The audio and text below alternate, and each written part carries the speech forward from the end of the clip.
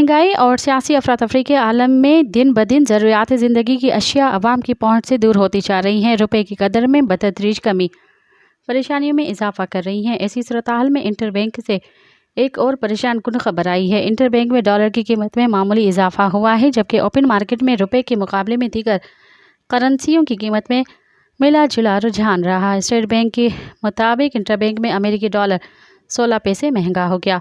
Inter bank में अमेरिकी dollar 278.50 रुपये से बढ़कर 278.66 रुपये पर बंद हुआ।